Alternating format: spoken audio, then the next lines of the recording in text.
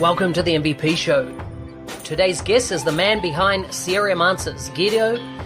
He is an active member in the Microsoft community, has earned numerous badges for verified answers in Dynamics, and if you happen to have a European travel-related question, he's happy to answer that too.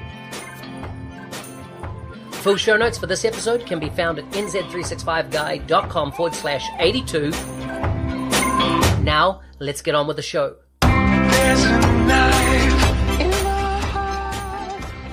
Well, welcome to the MVP Show. I'm here with Guido. Guido, how are you? Hi, Mark.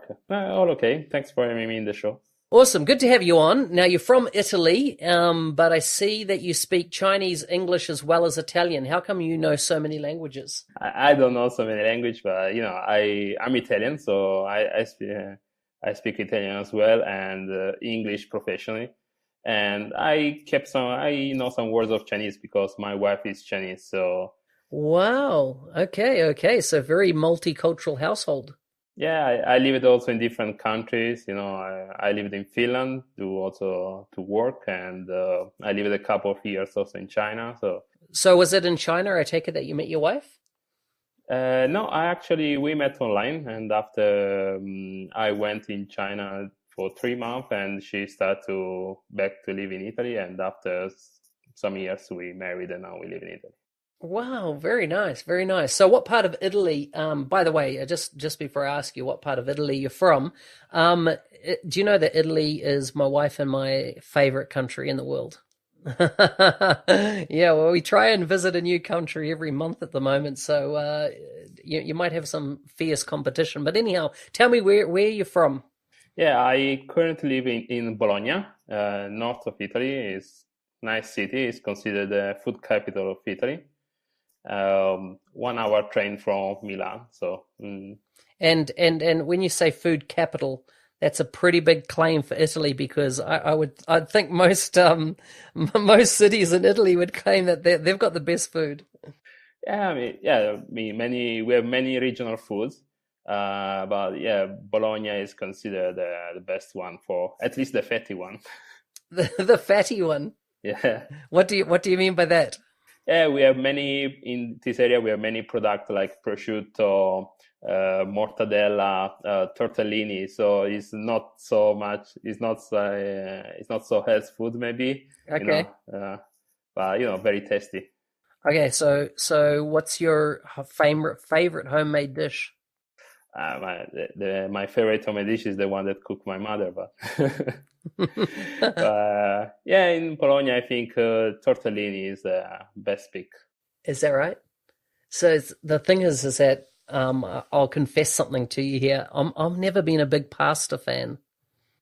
Because you didn't eat the right pasta yet. Yeah, I think it must be that, as in just growing up, the way my mum cooked pasta, which was in New Zealand, was just horrible, and so I don't think it gave me a good impression. You should visit me and do a pasta tour here. Yes, that's a great idea. And I tell you, my wife will be very keen to come back to Italy again. We're thinking actually of going to the south of Italy, because we've done quite a bit of the north of Italy. We missed you last time, but you're now convincing me to go back to North Italy. Yeah, I'm originally from South Italy, because I live in Bologna because I completed my university here. So, and after I decided to go and live there, but I'm actually from Puglia, the heel of Italy, is said. Different region, different tradition. But yeah, all Italy for tourism is very nice. Oh, wow. It sounds so good. And so besides having the best food now in Italy, what other kind of attractions or things would you recommend for people visiting your region? My homeland region in South is very famous for the sea. We have very nice places to enjoy the summer. I'm not a mountain guy, so I don't know how to ski or snowboarding, because I just swim and lay down on the beach and sunbathing. That is the most fun. I have also some very famous history places, art, for museum and this kind of thing. So it's not only just enjoy the summer, but also for cultural things is very good. So I know that you're very active in the community. Can you tell us a bit about the newsletter that you have? From more than 1 year now, I run a newsletter. It's called Dynamics Weekly.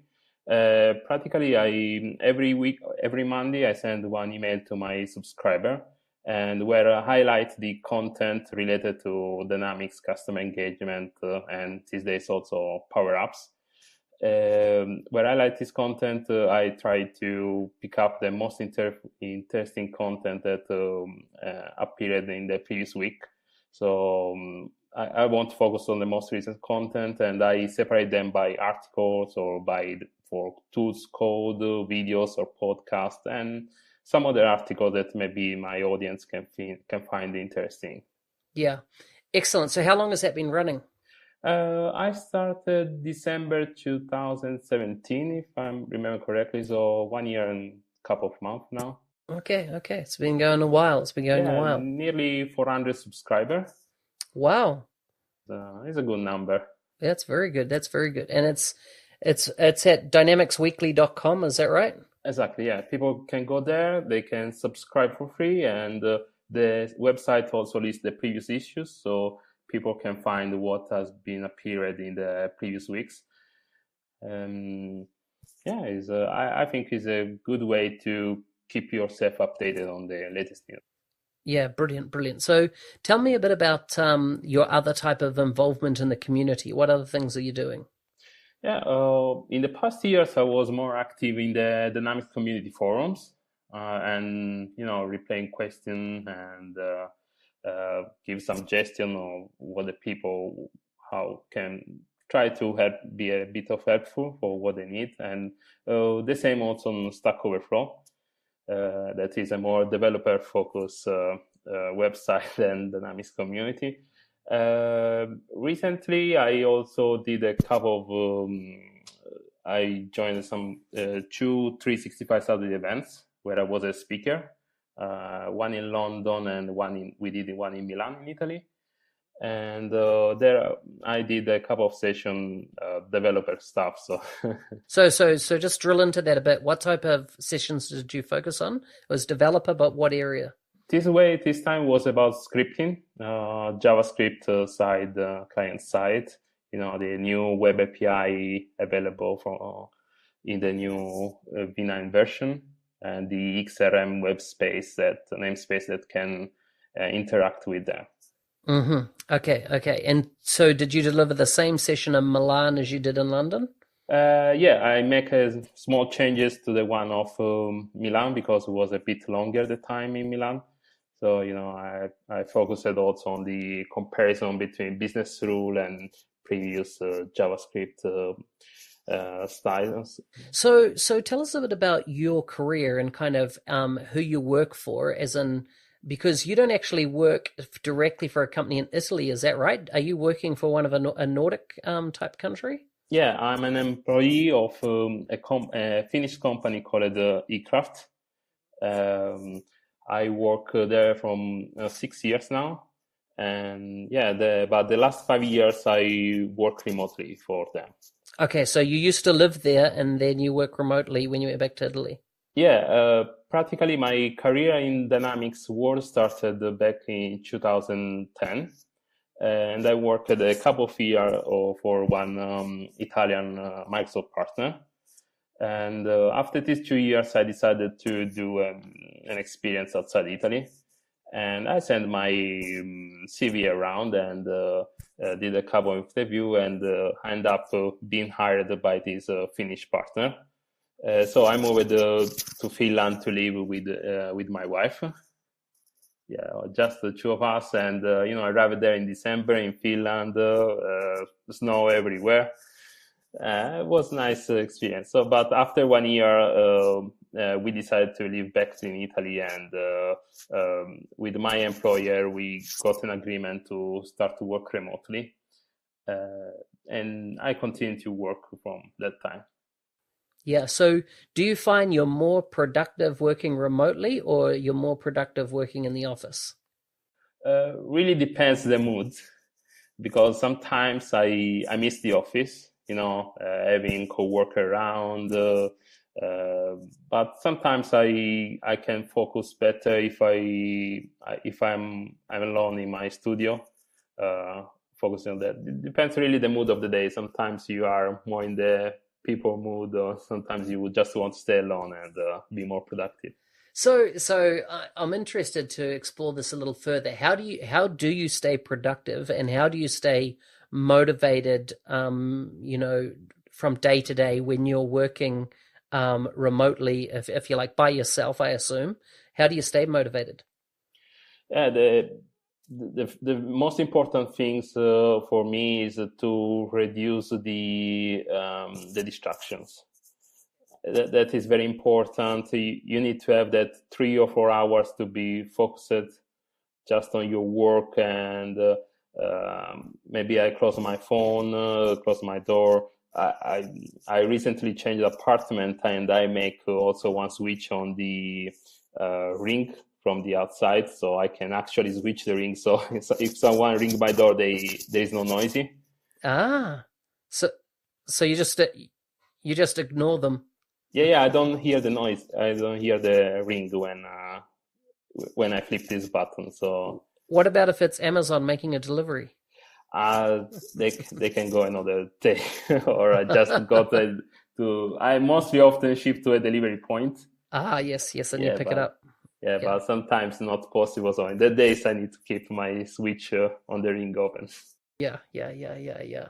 And and so what about how you work, remotely? Do you have a daily call in to the head office or just every couple of days? How do you maintain contact in that respect? With my team lead, I keep normally a weekly meeting, just about what I'm doing, if I have enough work, the project situation. And between the projects, so maybe I have interact daily with my project manager or the consultant that are working on different projects. Okay, that's interesting. That's interesting. I work remotely myself or work from home, and I do find it's one of those things to stay motivated and stay distraction free, as you say. I'm probably don't have so much issue with distractions. Mine's more about being motivated to get up and do what I need to do for that day. Do you ever have motivation problems, or do you find you're pretty motivated each day? I have a very flexible schedule. I mean, I don't need to get up every day at starting at 8 o'clock. So I can start half past eight, nine, half past 9. So this give me the freedom to organize my other schedule.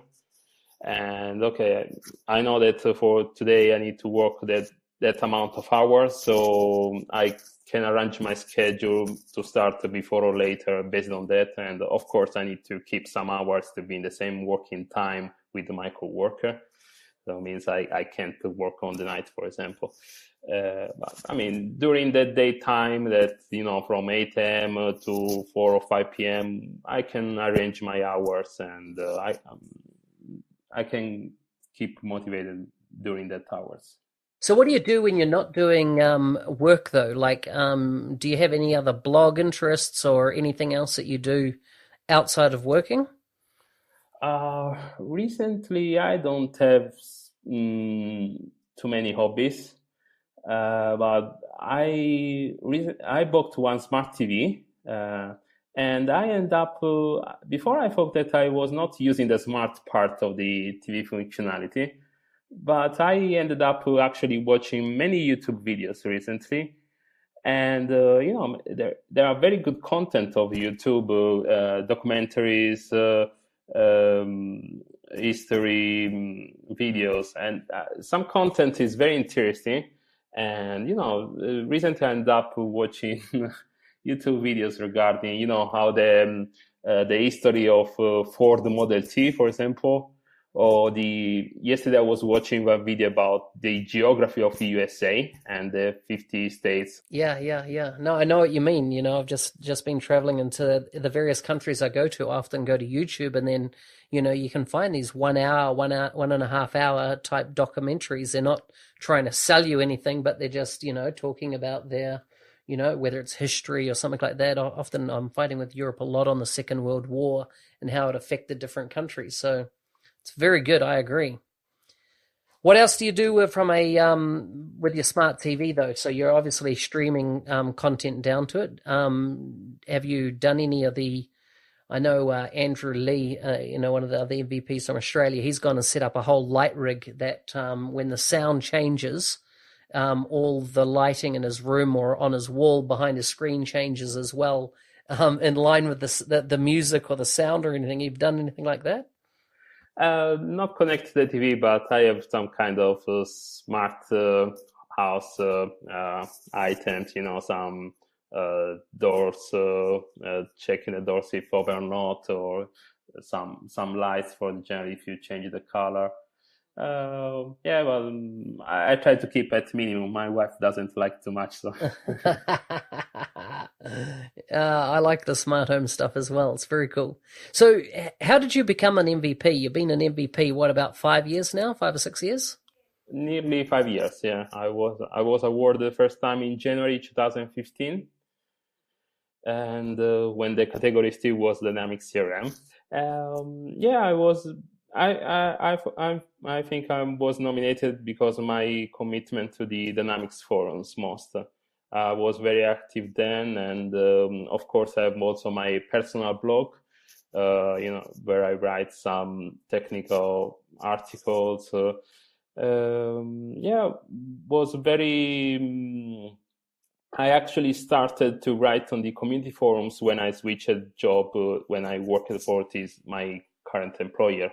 Because before I was not so much present online, and they hired me actually based on, we did the interview, they see my CV, but there was no my online presence to corroborate what I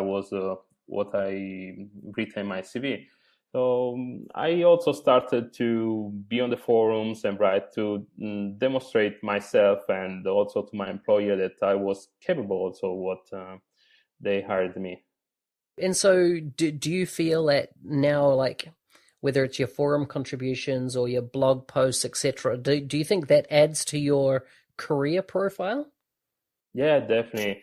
Yeah, it was a great help to replay forums because in your daily job you have that 2-3 customers, and maybe for example these days I mostly write server-side code, plugins and customer productivity integration, but I don't do too many client-side customization.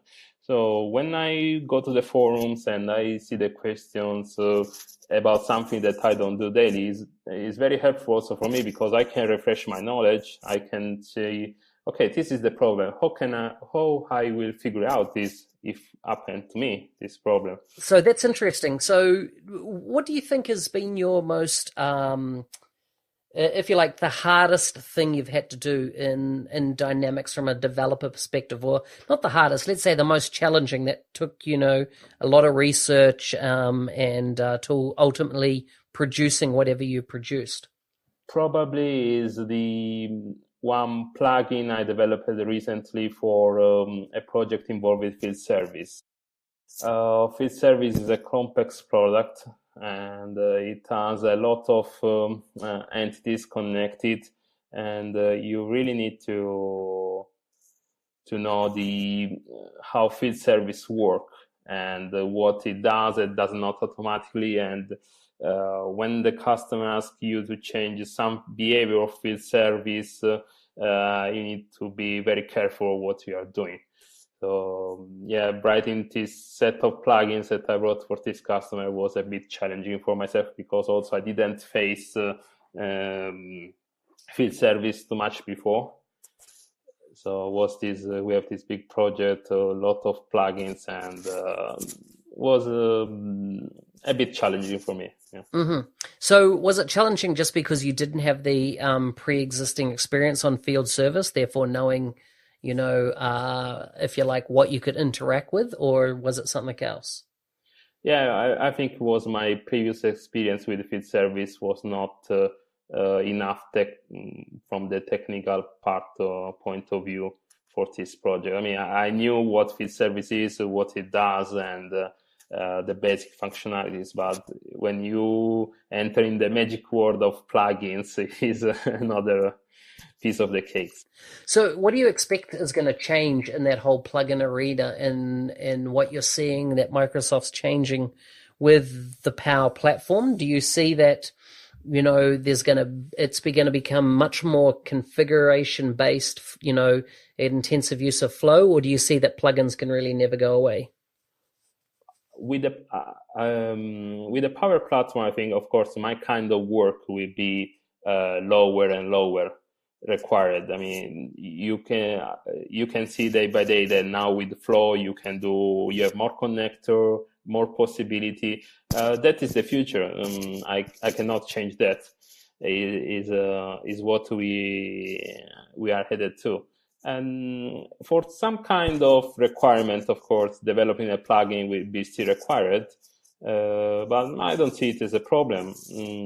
If the kind of work is better to be implemented with Flow, in my opinion, because you have a visual interface, you see how the connections are made, and some obscure plugin put in the system that there are not so much visibility for other people.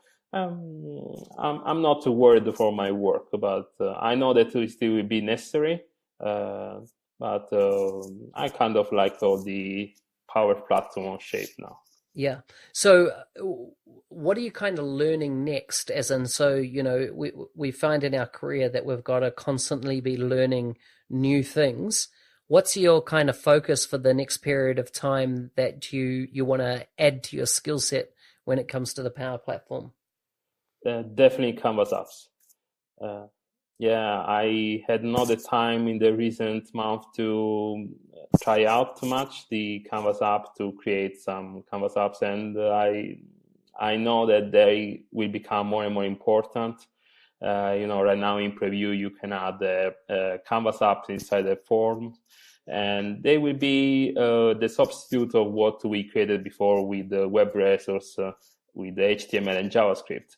In some cases you can use a Canvas app instead, and it's a nice way also for programming, different approach, and I'm curious to figure out what it can actually do.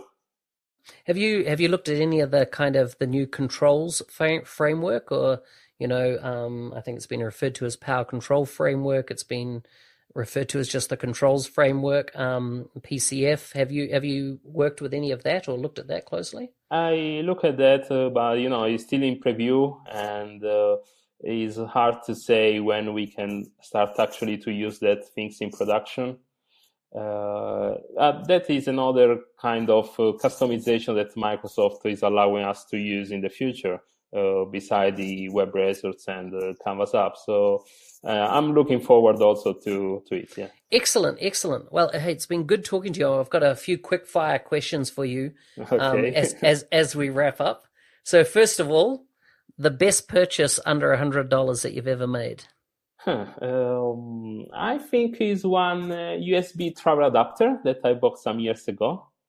I think I paid around $25, and it has the US, European, and UK plug. You can. It's very compact for USB. I take it everywhere I go. It's very convenient. Excellent. Can you send me a link to that? Because I always like to discover new things. See if I can get it on Amazon. Okay. Okay. As I'm going to expand on this, what's the best purchase you've ever made on Amazon? Probably one time I bought one SSD for my PC, like 500 G. I was able to pay just $20 for buy one offer, so it was very good deal at the time. Yeah, that's very good. That's very good. If you could do your Dynamics career over again, was there anything that you would do differently? everything. Everything. I already did this one. I already know this part. So maybe I will face more the consultant and front customer side. Interesting. What leads you to say that? I already know what is been to be a developer. So behind the scenes to create what the people are actually asking for. It would be nice sometimes to go front face of the customer, create together with them the requirements, see what they actually feel and need. Guido, thanks for coming on the show. If people want to contact you or connect with you, I know we've talked about dynamicsweekly.com, but are you on any of the other social channels? Yeah, I have my Twitter account that is at CRMAnswers.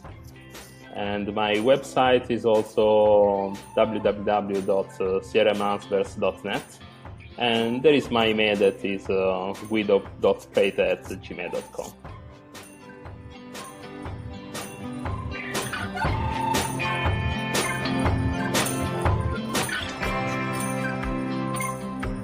Hey, thanks for listening. If you have questions about any of the episodes or of our guests, feel free to comment in the comment section. And if you enjoyed listening to our show, please hit any of the social media buttons, like, subscribe, share, that type of thing. It helps me so much to know whether my message is on point and you're getting value from this. Remember, full show notes, you can visit nz365guide.com/82. See you next time.